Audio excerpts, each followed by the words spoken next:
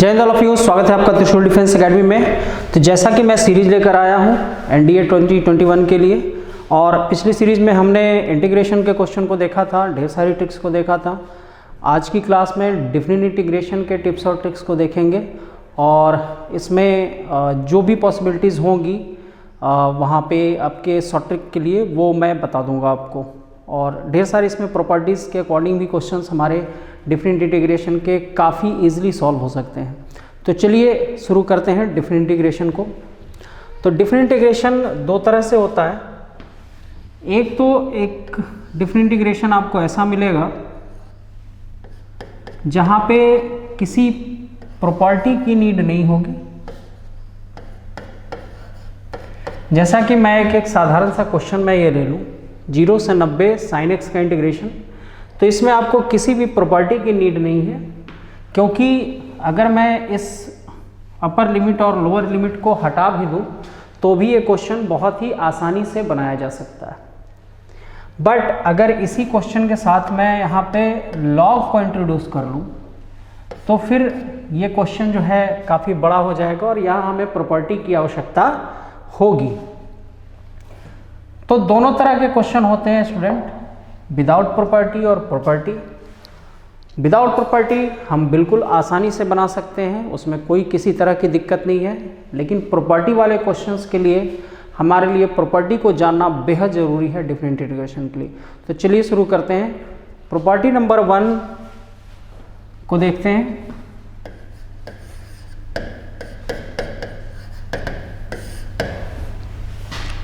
Property number 1, property 1 ये कहता है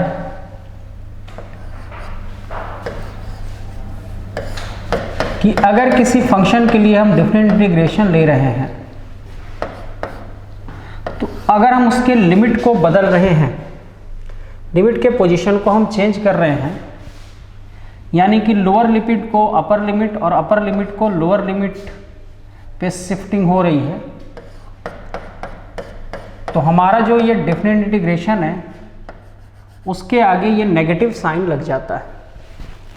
जैसे हम लिमिट्स को चेंज करेंगे वो नेगेटिव साइन आकर के इसके साथ जुड़ जाता है। चलिए सेम चीज़ को हम एक एग्जांपल के थ्रू देखते हैं। 1 से 4 dx, एक बहुत छोटा सा मैंने एग्जांपल लिया है। तो इसका आंसर क्या होना चाहिए? इसका आंसर 3 होना चाहिए। और अगर मैंने इसको बदल दिया, यहां पे माइनस इंट्रोड्यूस हो जाएगा और फिर से यहां पे क्या हो जाएगा 3। तो इस तरह से हम देख रहे हैं कि इसका और इसका आंसर सेम है, यानी कि अगर लिमिट को हम बदल भी रहे हैं तो हम यहां पे नेगेटिव साइन को इंट्रोड्यूस करना होगा। अगर फिर से हम इसको चेंज कर देते हैं, फिर से ये नेगेटिव क्या हो जाएगा, पॉजिटिव हो जाएगा। तो इस तरह से हम चिन्ह को, साइन को हम बिल्कुल बदल सकते हैं। बढ़ते हैं अगली प्रॉपर्टी की तरफ। प्रॉपर्टी नंबर 2 क्या है? प्रॉपर्टी नंबर 2 कहता है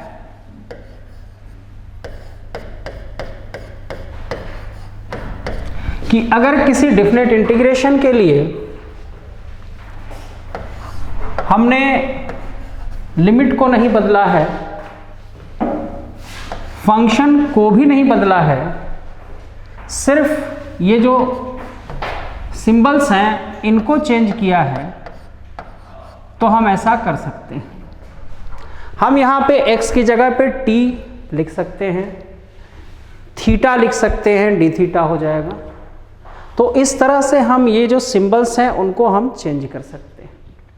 तो वेरिएबल हम किस रूप में लिख रहे हैं वो मायने नहीं रखता है। फंक्शन अगर सेम है, लिमिट अगर सेम है लोअर और अपर, तो आपका वो आंसर कभी भी नहीं बदलेगा। इसको एक एग्जांपल के थ्रू हम समझ लेते हैं।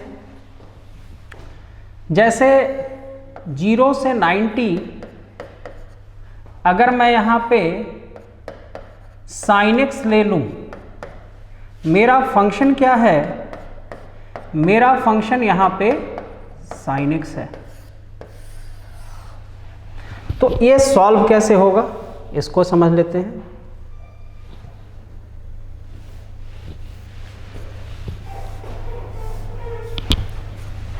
चलिए, तो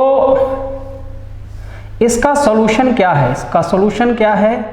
तो sin x का जो इंटीग्रेशन होगा वो होगा minus cos x। sin x का इंटीग्रेशन क्या होगा, एक मिनट, तो 0 से 90 हम ले रहे थे और sin x को हमने लिया। हमारा फंक्शन क्या है? हमारा फंक्शन है sin x। तो sin x का इंटीग्रेशन क्या होगा? माइनस cos x, 0 से 90 के लिए। ठीक, अब cos 90 minus cos 0, cos 90 is 0 minus 1। हमारा आंसर क्या हो जाएगा स्टूडेंट? हमारा आंसर हो जाएगा 1। तो अगर मैंने यहाँ पे 0 से 90 ही लिमिट को रखा है, लेकिन sin x की जगह अगर मैंने sin t लिख दिया, फंक्शन तो मैं बदल नहीं रहा हूँ, फंक्शन तो वही है, लेकिन फंक्शन के अंदर जो वेरिएबल का सिंबल है वो सिंबल मैं क्या कर रहा हूँ कि चेंज कर रहा हूँ। तो भी मेरे आंसर को कोई फर्क नहीं पड़ेगा, क्योंकि जब ये सॉल्व होगा तो cos t देगा और इस बार t के प्लेस पे ये आकर के आंसर कर देगा 1। तो इस तरह से हम देख रहे हैं कि लिमिट को हम नहीं चेंज कर रहे हैं, फंक्शन को हम नहीं चेंज कर रहे हैं, सिर्फ फंक्शन के जो सिंबल्स हैं उनको हम चेंज कर रहे हैं। तो किसी तरह का कोई फर्क आपको नहीं पड़ने वाला है। तो ये हेल्पिंग प्रॉपर्टीज होती हैं स्टूडेंट, क्वेश्चन में हेल्प करती हैं, सहायक सिद्ध होती हैं। कुछ प्रॉपर्टीज वैसी होती हैं जिन पे डायरेक्टली क्वेश्चंस आते हैं और वो सबसे महत्वपूर्ण होती हैं, सबसे इंपॉर्टेंट होती हैं। उन्हीं में से एक प्रॉपर्टी है इवन और ऑड फंक्शन को टेस्ट करने वाली प्रॉपर्टी, और इस प्रॉपर्टी से काफ़ी ज़्यादा क्वेश्चन एनडीए के अंतर्गत आते हैं। तो चलिए इस प्रॉपर्टी को हम देखते हैं। तो आज की हमारी जो प्रॉपर्टी नंबर 3 होगी उसको समझते हैं। प्रॉपर्टी नंबर 3 ये कहता है कि अगर हमारा लिमिट किसी डिफिनिट इंटीग्रेशन के लिए -a से +a है,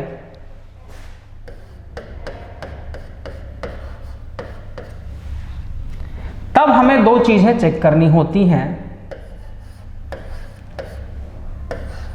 अगर हमने f -x रखा और हमें -fx मिल गया, तो फिर ये फंक्शन क्या है स्टूडेंट? ये जो फंक्शन है इसे ऑड कहते हैं, ये ऑड फंक्शन है। ठीक, हिंदी में इसको हम विषम फलन कहेंगे। तो स्टूडेंट जब ऐसी स्थिति आती है, जब हमारा फंक्शन ऑड हो जाता है, तो इसको हल करने की कोई आवश्यकता नहीं होती है। इसका आंसर क्या हो जाता है? 0 हो जाता है। कभी भी इसको हल करने की आवश्यकता आपको नहीं पड़ेगी, इसका आंसर क्या हो जाएगा? 0 हो जाएगा। ठीक, चलिए दूसरी स्थिति को हम समझ लेते हैं। दूसरी स्थिति क्या है कि -a से +a है इंटीग्रेशन हमारा, और हमने फंक्शन को टेस्ट किया माइनस के साथ और ये हमें fx मिल गया। तो ये फंक्शन स्टूडेंट क्या है? ये फंक्शन एक इवन फंक्शन है। इवन फंक्शन मतलब ये एक सम फलन है, इवन फंक्शन है, ये एक सम फलन है, इवन फंक्शन है। तो इवन फंक्शन अगर होगा तो फिर हमें इसके लिए क्या लिखना होगा? तो अगर ये सम फलन या इवन फंक्शन है तो यहाँ दोगुना करना होगा और 0 से a fx dx हमें इसके पूरे प्लेस पे लिखना होगा। इस पूरे प्लेस पे हमें इस चीज़ को लिखना होगा, ये पूरे स्थान के लिए ये चीज़ आ जाएगी। तो चलिए यहाँ तक तो चीज़ें क्लियर हैं। अब ये जो प्रॉपर्टी हमने पढ़ी, इस पे रिलेटेड क्वेश्चंस कैसे आते हैं उनको हम देखते हैं।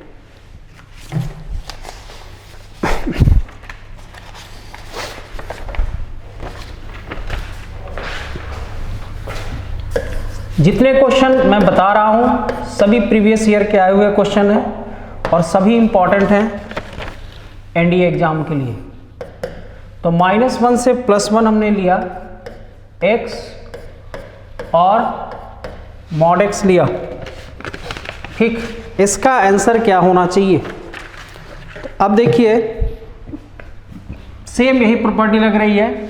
हमने फंक्शन को लिखा क्योंकि हमें क्या दिखा, हमें लिमिट जो दिखा -1 से +1 यानी कि -a से +a वाली कंडीशन है। तो सबसे पहली प्रायोरिटी होगी कि हम अपने फंक्शन को चेक करेंगे। तो f(x) हमारा ये है और जैसे ही f -x मैंने रखा, यहाँ -x और -x आ जाएगा, तो मॉड के अंदर -x भी होगा, तो क्या हो जाता है आपका प्लस, हम लिख सकते हैं। तो हमें क्या मिला, -fx मिला। मतलब ये कौन सा फंक्शन है, ये एक ऑड फंक्शन है, विषम फलन है। तो ऑड फंक्शन है तो बनाने की कोई ज़रूरत नहीं है स्टूडेंट, 100% इसका आंसर क्या हो जाएगा, 0 हो जाएगा। आगे बढ़ते हैं अगले प्रश्न पे।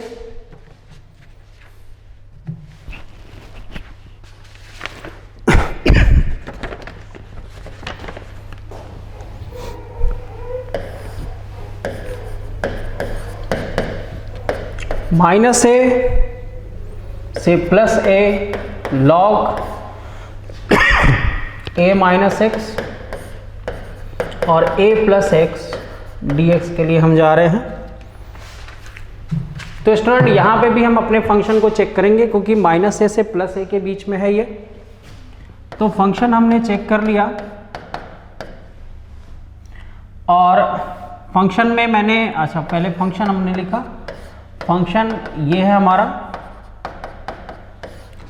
और जैसे ही मैंने यहाँ पे -x को इंट्रोड्यूस किया, log a + x और फिर a - x हो जाएगा।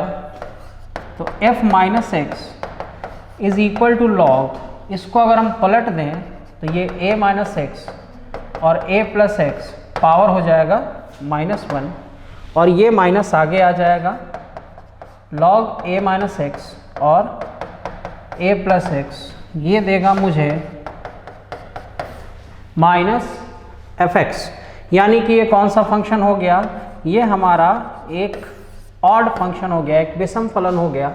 तो इसमें कोई संदेह नहीं है, कोई डाउट नहीं है कि इसका भी आंसर क्या हो जाएगा, 0 हो जाएगा।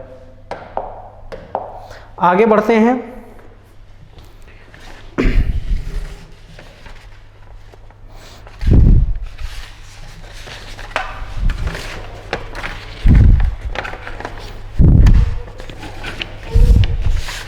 तो इस तरह से हमने देखा कि ये अगर प्रॉपर्टी लग रही है तो इसको हम बहुत ही ईजिली, बहुत ही आसानी से बना सकते हैं। सिर्फ हमें इवन और ऑड फंक्शंस को चेक करना होता है। चलिए अब नेक्स्ट प्रॉपर्टी की तरफ आगे बढ़ते हैं।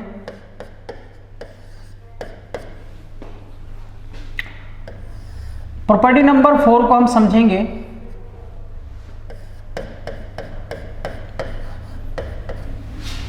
अगर a से b हमारा f(x) है तो हम इसको a से b f a + b - x लिख सकते हैं, यानी कि इन दोनों को हम ऐड करके इसमें से सब्ट्रैक्ट कर सकते हैं। ठीक है, ये पॉसिबल है, ये हम कर सकते हैं। ऐड करके अपर लिमिट और लोअर लिमिट को ऐड करके हम फंक्शन में से घटाया जा सकता है। तो चलिए इस प्रॉपर्टी को थोड़ा सा हम डिटेल में समझेंगे। इस प्रॉपर्टी की प्रूफिंग हम देख लेते हैं कि हम ऐसा कर क्यों सकते हैं। तो a + b - x को अगर मैंने यहाँ पे t माना, दोनों डिफ्रेंशिएट करेंगे तो 0 और 0 -dx is equal to dt। अब अगर x की जगह पे मैंने a रखा तो t हमारा क्या हो जाएगा, a और a कैंसिल होके b हो जाएगा। अगर x की जगह पे मैंने b रखा तो t हमारा क्या हो जाएगा, a हो जाएगा। तो यहाँ पे हमारी लिमिट बदलने वाली है, ये b से a तक जाएगा और ये ft और जो dx है, dx के प्लेस पे हम क्या लिखेंगे, dx के प्लेस पे माइनस dt को हम लिख लेंगे। ठीक है। अब एक और प्रॉपर्टी थी हमारे पास कि हम इसको चेंज करते हैं, अगर a को नीचे लाऊं मैं और b को ऊपर ले जाऊं, अपर लिमिट और लोअर लिमिट को आपस में चेंज करते हैं, तो ये जो माइनस मेरा होगा ये क्या हो जाएगा, प्लस।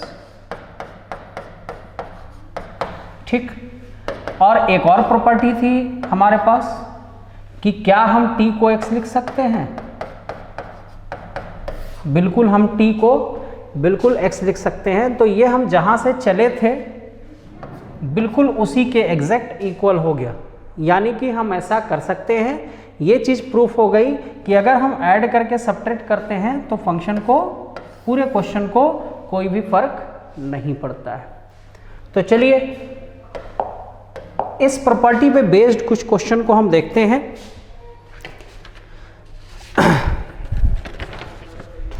बहुत ही इंपॉर्टेंट क्वेश्चन होंगे स्टूडेंट इन प्रॉपर्टीज पे।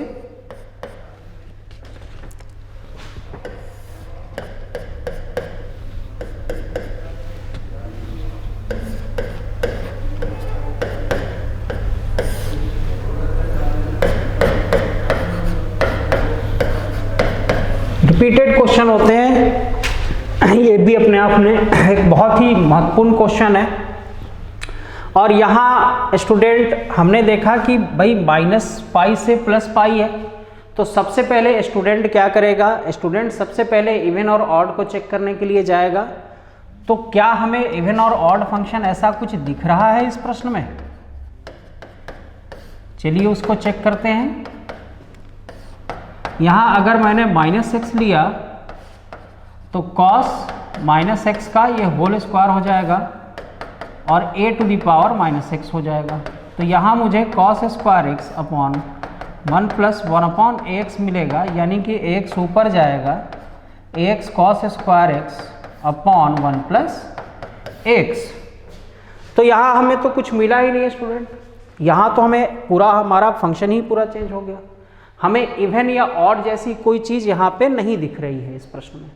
तो जब हमें इवन और ऑड जैसी कोई चीज़ नहीं दिख रही है तो फिर हमें करना क्या है, फिर हमें करना क्या है, जब इवन और जैसी कोई चीज़ हमारे सामने मिली ही नहीं तो लास्ट हमारे पास क्या ऑप्शन बचा है, हमारे पास सिर्फ एक ही है कि भाई हम जो प्रॉपर्टी यूज करें वो बनाए इसे। तो शुरू करते हैं। एक प्रॉपर्टी हमारे पास अभी अभी पढ़ी है हमने कि इसको ऐड करके हम सब्ट्रैक्ट कर सकते हैं। तो ऐड करके बिल्कुल हम सब्ट्रैक्ट करेंगे। जैसे ही मैं माइनस पाई और पाई को ऐड करूंगा, आपस में जोड़ूंगा, तो मुझे क्या मिलेगा, शून्य मिलेगा। तो शून्य को मैं x में से सब्ट्रैक्ट कर सकता हूं और यहां भी मैं शून्य से x को सब्ट्रैक्ट कर सकता हूं। तो मुझे क्या मिला, a प्लस बी जोड़ने पर मुझे शून्य मिला, 0 मिला। प्रॉपर्टी क्या थी कि हम a प्लस बी को जोड़ करके जहां पे x होगा उसके साथ सब्ट्रैक्शन पे ले जा सकते हैं। a प्लस बी के साथ हम x को घटा सकते हैं। यहाँ पे a प्लस बी मुझे क्या मिला, a प्लस बी मुझे शून्य मिला। तो शून्य में से हम इसको सब्ट्रैक्ट कर सकते हैं। आगे बढ़ते हैं। माइनस पाई से plus pi cos square x upon 1 plus, इसको मैं नीचे लाता हूँ, 1 अपॉन एक्स डी एक्स। चलिए आगे बढ़ते हैं।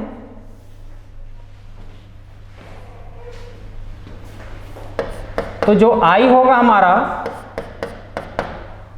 वो माइनस पाई से पाई, ये वाली चीज हमारी ऊपर जाएगी, ax कॉस स्क्वायर एक्स और ax प्लस 1 dx। ठीक, ये हमारी आई थी। और शुरुआत हमने कहाँ से किया था? शुरुआत में हमारे सामने जो प्रश्न था वो ये था। ठीक, तो जब हम इसको और इसको ऐड करेंगे तो देखते हैं हमारे सामने क्या आने वाला है इन दोनों को ऐड करने पर। तो जब इन दोनों को हम ऐड करेंगे तो फिर हमें क्या मिलेगा?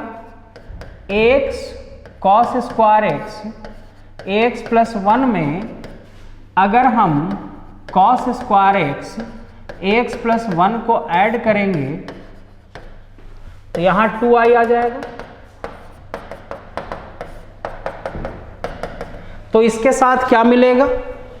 cos स्क्वायर एक्स हमारा कॉमन आ जाएगा। तो जो ये प्रॉब्लम थी ax प्लस 1 वाली, ये वाली प्रॉब्लम हमारी सॉल्व हो जाएगी। अब हमारे लिए इसको बनाना बहुत ही इजी है, कोई दिक्कत वाली चीज़ नहीं है इसको बनाने में। तो 2i is equal to minus pi से पाई, cos स्क्वायर एक्स को क्या हम 1 प्लस कॉस 2x बाई 2 लिख सकते हैं?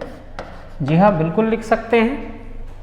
तो 2i इज इक्वल टू 1/2 और ये dx के साथ इंटीग्रेशन होगा तो मुझे x मिल जाएगा, ये पूरा ब्रैकेट के बाहर है, माइनस पाई से पाई, और इसका इंटीग्रेशन होगा 1/2 साइन 2x और माइनस पाई से पाई। ठीक है, तो अब 2i 1/2